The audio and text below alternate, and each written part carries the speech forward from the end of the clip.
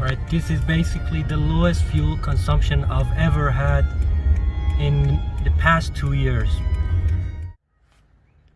Hey guys, Max here, and today I'm gonna give you my opinion on this Toyota Aurion. It's a 2008 year and it's basically a V6 Camry. So I've had this car for 2 years and it has been my daily driver for 2 years. It's not a show car, as you can see, but it has been so practical.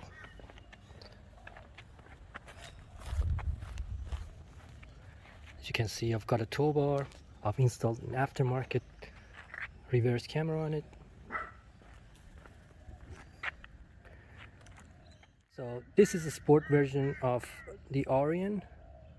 As you can see, it has the rear spoilers, has 17-inch wheels, and it has some side skirts.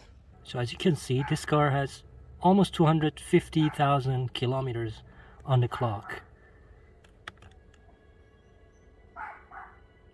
Tank average, that's average fuel economy. That's 7 liters doing my commute to work.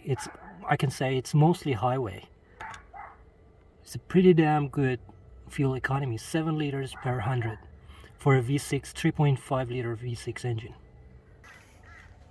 So let's have a look at the interior. It's still very intact and nice. Seats are comfy, lots of room.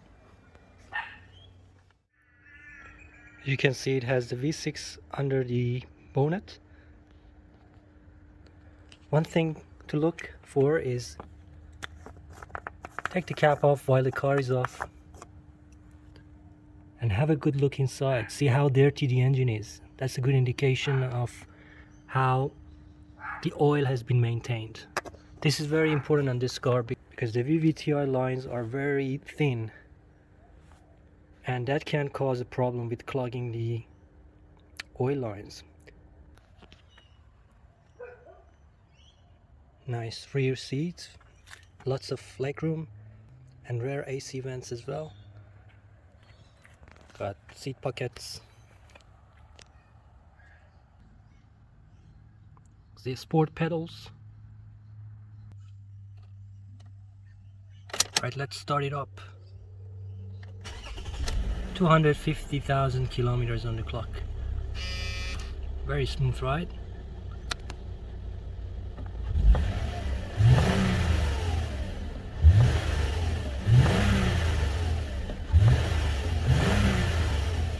Very smooth engine. So what went wrong with this car? First of all, the remote doesn't work. So what is the cause? As it turns out to be a typical problem with all the Aurions, there is a receiver over here in the C-pillar inside that it starts to going off after a while. The indication is that if you heat that up, heat that module with the heat gun, it starts working. Next, the Australian version of this car has a tendency to wear the front and rear tires unevenly, and the steering wheel pulls mostly to the left. It seems like this car is not designed for Australia, as it's right hand steering. But I checked too many of these cars, Camrys and Aurions of this era, they all have the same issue. Also, there is sometimes the problem with the dashboard being cracked, so I have to have a look at that as well. On this car, the dashboard is actually replaced by Toyota, which is a good thing. So what's good about this car? Well, almost everything. The reliability, engine power, 268 horses, the V6 smoothness, and also the 6-speed transmission. When you put it in normal mode, not in sports mode, it shifts like a dream, but when you put it in manual sport mode, it's very laggy.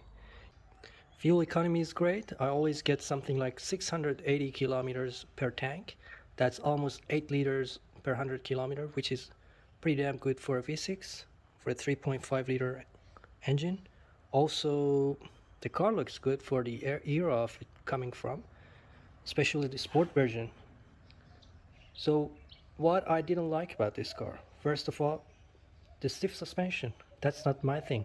It gives a bit of good handling being a Sportivo, but you might not like the stiff suspension, especially on highway when the road is a bit bumpy. That doesn't makes you feel like driving a Camry or normal Aurion. Also, one more thing to mention is about sometimes these cars tend to smoke at the beginning when you start the car. It can be sometimes, not all the time.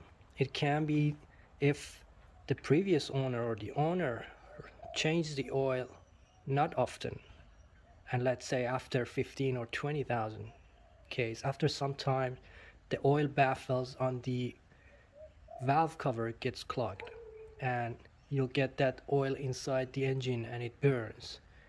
But as soon as you clean the inside of valve cover and the baffle, it goes away. Alright guys, thank you so much for watching this video. Please like and subscribe and make sure you watch my other videos. See ya!